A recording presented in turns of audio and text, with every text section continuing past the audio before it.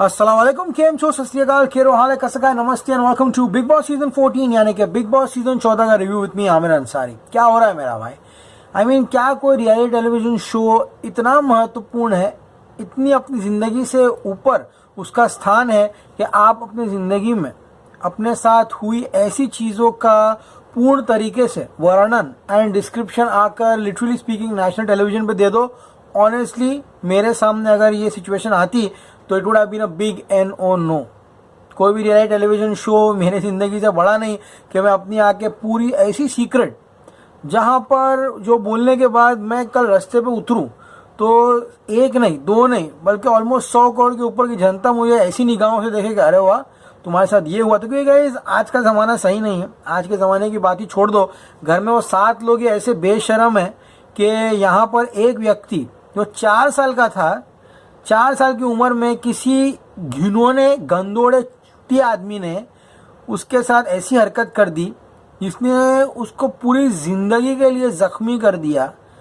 And वो 7 लोग में से 2 लोग उस इंसान के ऊपर उंगली उठा रहे थे। जस्ट इमेजिन, बाहर 100 करोड़ की जनता है, किस किस का मुंह बंद करोगे? इसलिए बेटर है, बेस्ट है कि भले इम्यूनिटी स्टोन गया भाड़ में, अपने को कोई लेना देना नहीं है। लेकिन guys when you sign such reality shows, आपकी जो लाइफ है वो पब्लिक आ जाती है। You sign it on a document कि आपकी ज़िंदगी का कुछ भी सीक्रेट होगा उसको बाहर लेके आना पड़ेगा। रोडी, स्प्लिट्सविला, ऐसे बहुत सारे शोज थे। पहले एक सच का सामना शो आता था, डिटेक्टर टेस्ट था राजीव खंडेलवाल का। उसमें आई थिंक स्टिल रिमेंबर एक अंकल था एंड वो हमारे इंडस्ट्री के एक एक्टर थे। उन्होंने बहुत मल्टीपल लोगों के साथ फिजिकल कांटेक्ट किया था एंड वो उन्होंने एक्सेप्ट कर लिया था।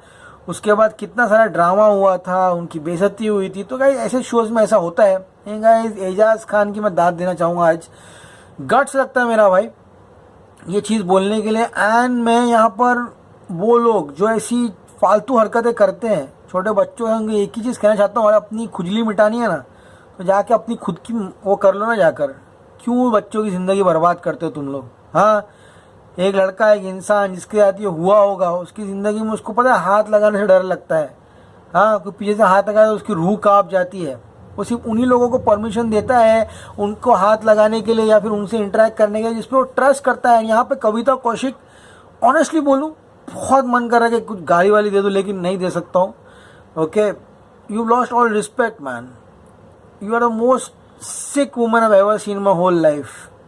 तुम यहाँ पर एजाज खान के इतनी बड़ी इंसिडेंट हुआ उनके साथ, he was almost molested at the age of 4 and तुम उनकी दर्द को, उनकी भावनाओं को तुम यह क्वेश्चन कर रही हो। बट सीक्रेट टास्क था, इम्यूनिटी स्टोन जो है रूबीना के पास था एंड बिग बॉस ने कहा कि जितने भी कंटेस्टेंट्स हैं अपने अपने सीक्रेट्स आके अपने सामने रखिए एंड उसके बाद घर वाले जज करेंगे क्या उनका सीक्रेट इतना भारी है, इतना हैवी है कि वो जो इम्यूनिटी स्टोन है वो रूबीना से ले सके। तो पहले गए रूबीना ऑब्वियसली, लेकिन हम एजाज से स्टार्ट करेंगे। एजाज का टॉपिक चल रहा है यहाँ पर। एजाज खान अंदर गए एंड उन्होंने कहा कि वो सिर्फ ऑलमोस्ट 4 साल के थे जब किसी आदमी ने उनको मोलेस्ट किया। ये बात उनके पिताजी को पता नहीं थी, अपने दिल में उन्होंने गम बना के रख दिया था। एंड गाइज यहाँ पर ये बात सिर्फ और सिर्फ उन्होंने अपने थेरेपिस्ट को बताया। But friends, honestly speaking, this topic should have ended right there. इस पे क्वेश्चन उठाने की किसी की औकात भी नहीं होनी चाहिए थी। बस खत्म, बंदे ने बोला, उसका दर्द दिखता है, बस खत्म। कविता कौशिक यहाँ पर, अली गोनी ने कहा कि उस दिन मैं एजाज खान के सर पे तेल लगाने के लिए गया था, एजाज खान डर गया, उसने मुझे स्माइल किया, कहा कि नहीं। तब मैं समझ सकता हूँ कि क्या डर था एजाज खान के दिल के अंदर। लेकिन कविता कौशिक यहाँ पर कहती है कि एजाज खान ने मुझसे तेल लगवाया, मेरे सर पे तेल लगवाया, मैंने एजाज खान के सर पे डाई लगवाया। एजाज खान जब मेरी पार्टी में आया था तब उसने मुझे हक किया, जितने लोग पार्टी में हमको हक किया। तो ये किस डर के बारे में बात कर रहे हैं कविता कौशिक? एजाज खान ने तुमको ट्रस्ट किया था, इसलिए तुमको हाथ लगाने के लिए दिया, इसलिए तुमको उसने हाथ लगाया, समझ में आया। लेकिन उस ट्रस्ट को तुमने यहाँ पर एक अलग ट्विस्ट देकर अपनी जो घिनौनी सोच है उसका फिर से वापस से एक बार प्रदर्शन किया है। लिटरली तुम्हारे पति का तो मजाक उड़ा रहे घर वाले। कविता कौशिक का जो पति है, क्या मालूम रोनी वोनी कुछ नाम है बंदे का, उसका लोग मजाक उड़ा रहे हैं यहाँ पर। अली एंड राहुल कह रहे हैं कि उसका पति भी उससे परेशान है, डरा हुआ है और कहता है कि 1 महीने के बाद तुम घर में आना। एंड जब बिग बॉस ने कहा कि अपनी जो डार्क सीक्रेट्स है उसको यहाँ सामने लेकर आओ। तो कविता कौशिक और अली गोनी ने क्या कहा, अली गोनी ने सीधा कह दिया भाई एजाज खान के सीक्रेट के सामने या फिर रुबीना के सीक्रेट के सामने मेरा सीक्रेट टट्टी है। लेकिन कविता कौशिक क्या कहती, मेरे पास कोई सीक्रेट ही नहीं था, मैं क्या बताऊं। एंड सडनली ये मैडम यहाँ पर वापस जाके अंदर अपना सीक्रेट बताती है। ये मोलेस्टेशन लड़के के साथ हो या लड़की के साथ हो, एंड में मोलेस्टेशन ही रहता है। एंड कविता कौशिक के साथ भी जो हुआ एंड जो उन्होंने पॉइंट रेज किया बहुत ही वैलिड था, लेकिन एजाज खान के मोलेस्टेशन पर सवाल उठाना बहुत ही निंदनीय है। लेकिन गाइस इसको साइड में रखते हैं, बात करते हैं हम लोग रूबीना एंड अभिनव की। गाइस सीरियसली बोलता हूँ, रूबीना जैसा नेचुरल कंटेस्टेंट मैंने आज तक बिग बॉस में नहीं देखा मेरा भाई, सीरियसली बोल रहा हूँ। सिद्धार्थ शुक्ला भी जिस दिन रोया था ना, कासिम ने उसको हैरान किया था, उस दिन में मैंने सिद्धार्थ शुक्ला को भी मैंने बनाया था, ऑस्कर अवार्ड मिला था सिद्धार्थ शुक्ला को ऐसी ओवर एक्टिंग करने के लिए। लेकिन आज जो रूबीना ने रोई मेरा भाई अंदर जाके, लिटरली माई हार्ट फेल्ट, क्योंकि एक मियाँ बीवी हुआ गोइंग थ्रू सेपरेशन, बाहर दुनिया वालों को दिखाने के लिए वो खुश है, लेकिन अंदरूनी उनके अंदर क्या चल रहा है ये प्रदर्शन करने के लिए बहुत गट्स चाहिए। एंड रूबीना डेलिक सीरियसली बोल रहा हूँ, बस आप लोग बहुत क्यूट लगते हो साथ में। आई थिंक ऊपर वाला करे कि आप साथ में रहिए। I felt very bad. Because Rubina Dilaik and Abhinav का डिवोर्स होने वाला था नवंबर के महीने में, उन्होंने अपने आप को 6 महीने दिए थे। एंड इन 6 महीनों में यहाँ पर बिग बॉस में उनका रिलेशनशिप स्ट्रांग हुआ। लेकिन जब रूबीना ये बात कह रही थी, she was unconsolable man, she was massive, she just burst out. और ऐसा रोई कि मतलब वो रोना यहाँ लगा कि हाँ जेन्युइन केस है। एंड जब बाहर निकले, अभिनव को पता चला कि यहाँ पर रूबीना ने ये बात कही है, अभिनव वॉज लाइक कि मैं तो निकम्मा आदमी हूँ, मैं मतलब he was like shattered person. Abhinav भी उसकी पहली फिल्म जो फ्लॉप हुई थी, ही वॉज बैंकरप्ट, ये बात उन्होंने रूबीना को नहीं बताई थी। एंड दोनों का जो गम था वो इतना दोनों गमगीन हो गए कि उनका जो अंदर का जो छुपा हुआ प्यार था वो बाहर आया। They hugged, they kissed each other. That was a very good moment for Indian reality television. And इस पर भी कविता कौशिक मैडम ने यहाँ पर पॉइंट्स उठाए कि यहाँ पर ये तो मुझे ऐसा लग रहा है, ये लग रहा है। राहुल वैद्य ने कहा कि ये उनके स्वाभिमान के खिलाफ था चीज़ें करना, फिर भी ये उन लोग यहाँ पर ओपनली एक्सप्रेस कर रहे आकर। तो इस पर भी सवाल उठाना मेरे को थोड़ा अनकूल लगा। आई थिंक नहीं करना चाहिए था इन लोगों को। यहाँ पर गाइज नवंबर में 6 महीने दिए थे इन लोगों ने यहाँ पर। एंड यहाँ पर उन्होंने, बिग बॉस ने कहा कि मैं तुम्हारी खुशहाल ज़िंदगी के लिए दुआ करता हूँ। लेकिन गाइज यहाँ पर जब ये बातें हो रही थी तो कविता ने कहा कि क्या तुम बिग बॉस के घर के अंदर इसलिए आ रहे हो ताकि अपनी शादी को दूसरा चांस दे सको। बिग बॉस के घर में तो लोगों की शादियां टूट जाती है, लोग यहाँ झगड़ा करने के लिए आते हैं, लोग दुश्मन बन जाते हैं। तो कविता मैडम को यहाँ पर रूबीना की बातें भी फेक लगी, क्योंकि वो 100 पागलों में से एक पागल कविता कौशिक के घर में। राहुल वैद्य ने भी यहाँ पे बचकाने सवाल उठाए। राहुल वैद्य ने भी कहा कि क्या ये इनके स्वाभिमान और इज्जत के लायक है। रूबीना एंड अभिनव स्टार्टिंग में स्वाभिमान और इज्जत की बातें करते थे टास्क करने के दौरान, लेकिन राहुल कहता है कि आपका स्वाभिमान आपको ये इजाजत देता है रूबीना कि डिवोर्स के बारे में आप यहाँ बात कर सको। बट फ्रेंड्स, कविता और राहुल यहाँ पे रॉन्ग ट्रैक पर चले गए।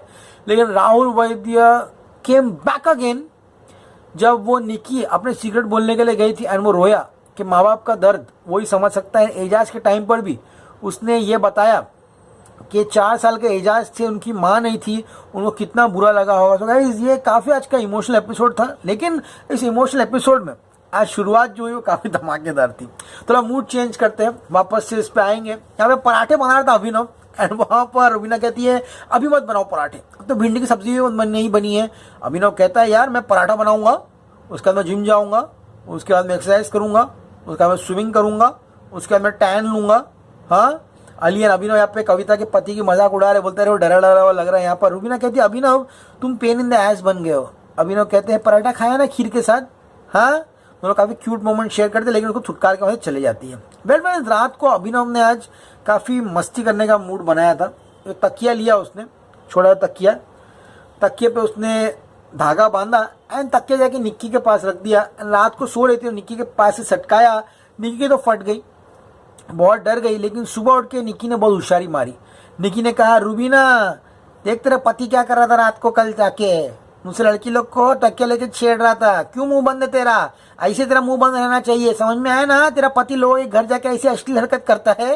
मस्ती किया यार निकी, बेचारा वो कभी मस्ती नहीं करता है, शो में एकदम चुपचाप बैठता है। थोड़ा ओपन अप हुआ है 50-56 दिनों के बाद, थोड़ा मस्ती सहन कर लो, क्या दिक्कत है तुमको? सिगरेट पी पी के तुम्हारा माथा जाम हो चुका है निकी टम्बोली, और तुम्हारे सिगरेट पे आऊंगा मैं। क्यों आज तक ये आर्टिकल पेपर में नहीं आया निकी टम्बोली? हाँ, निकी टम्बोली बोलती है कि वो जब 19 साल की थी तब वो मॉडलिंग करने के लिए आई थी, कोई आदमी अंधेरी में उसको किडनैप करके चला गया, 4 लाख रुपए लेकर उसको गाड़ी में बिठा दिया और उसको वहाँ पे लेके चले गए यहाँ पर। उसकी बात के रोते रोते आई थाने वो अपने। मैं तो आज तक भाई आर्टिकल पेपर में नहीं पढ़ा, तो ये तुम्हारा सीक्रेट था। ऐसी चीज़ों को सीक्रेट रखना बेवकूफ़ कहा जाता है। तुमको पुलिस स्टेशन जाना चाहिए था, कोर्ट जाना चाहिए था, उसको पकड़ के जेल में डालना चाहिए था वो कमीनों को, वो कास्टिंग डायरेक्टर जिन्होंने तुम्हारे साथ हरकत की है। So not something to be kept as a secret Nikki टम्बोली।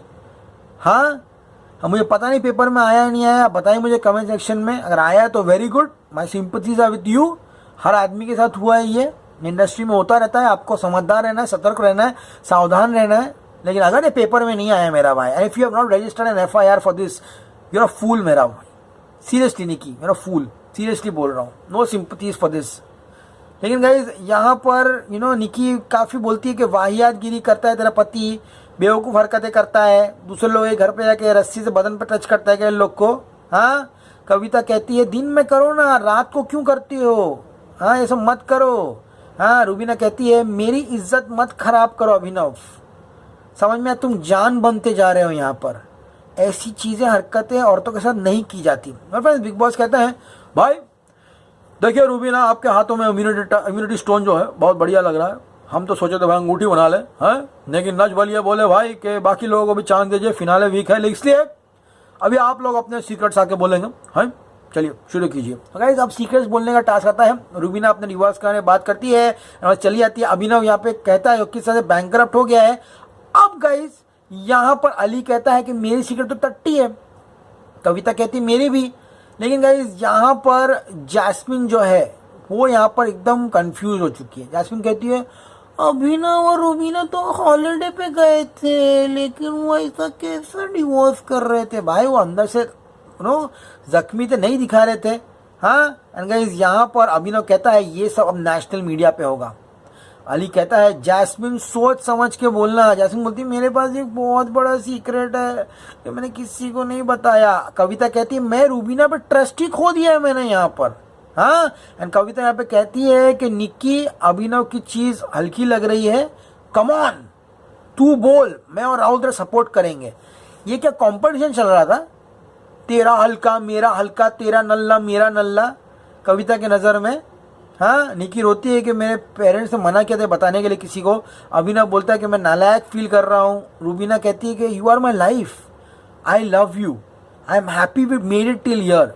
She kisses and बहुत क्यूट मोमेंट था, बहुत ही क्यूट रूबीना अभिनव लग रहे थे गाइस यहाँ पर। फिर गाइस एजाज का रहता है, एजाज अपनी फीलिंग बताता है एंड सब लोग ये कहते हैं कि एजाज को इन्फिनिटी स्टोन डिजर्व होता है। इसलिए गाइस जो इन्फिनिटी स्टोन है वो चले जाता है एजाज के बाद। ना फिर रूबीना का कोई पॉइंट वैलिड रखता है, ना निकी का पॉइंट वैलिड रहता है। सब लोग यहाँ पे एजाज को सेलेक्ट करते हैं। लेकिन गाइस यहाँ पर फिर आती है राहुल वैद्य की बारी। राहुल वैद्य रोता है, कहता है कि निकी सोच समझ के बोलना, मेरे लिए नहीं लेकिन अपने माँ बाप के बारे में सोचता है। फिर आई थिंक राहुल वैद्य अपने माँ बाप को लेकर काफ़ी ज़्यादा सेंटिमेंटल है। जब भी माँ बाप का नाम आता है काफ़ी ज़्यादा इमोशनल हो जाता है, जो काफ़ी अच्छा साइड है।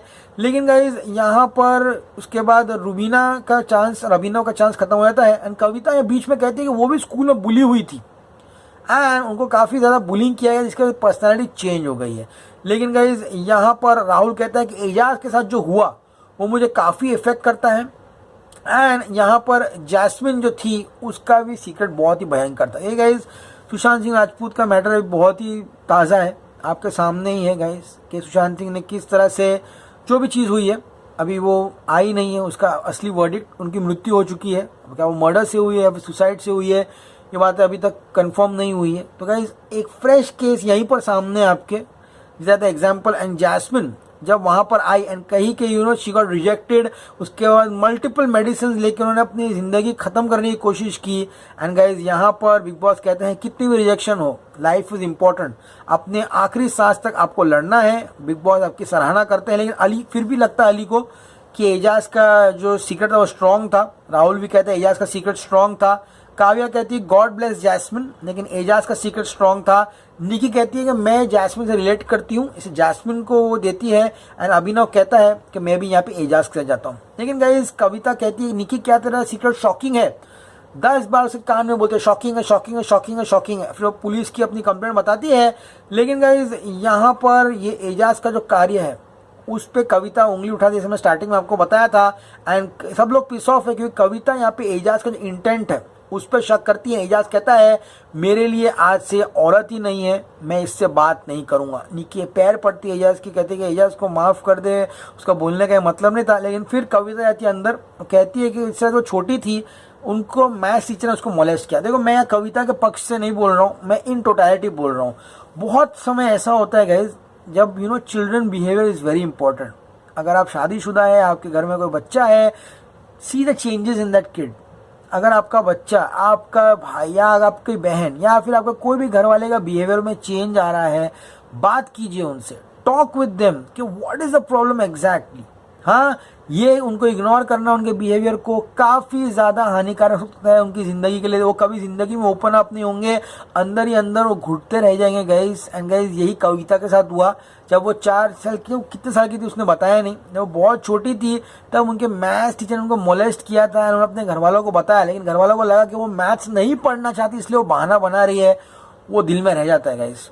एंड आई थिंक आज के ज़माने में ये बातें बहुत सारी रेलेवेंट हो चुकी है। आई थिंक जितने भी लोग हैं उनको अपने बच्चों से बात करनी चाहिए। तो मैं कविता का पॉइंट ऑफ व्यू काफ़ी स्ट्रॉन्ग लगा। हाँ, उनकी हरकतें बहुत बेकार है, ज़रा भी सिंपैथी नहीं आती उनके लिए।